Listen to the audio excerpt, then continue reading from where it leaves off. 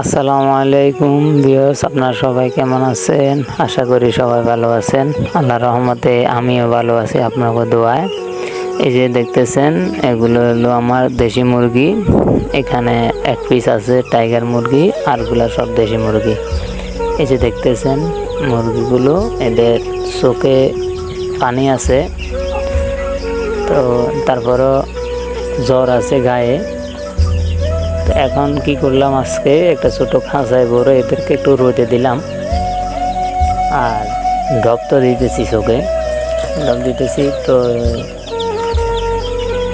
আলহামদুলিল্লাহ আগে তো মোটামুটি একটু সুস্থ হয়েছে। এই যে দেখতেছেন, এটা আগে তো একটু অনেকটাই সুস্থ হয়েছে, অনেকগুলোই মোটামুটি হয়েছে, আর কিছুতে একটু বেশি, এই ছোটো এটাতে একটু বেশি।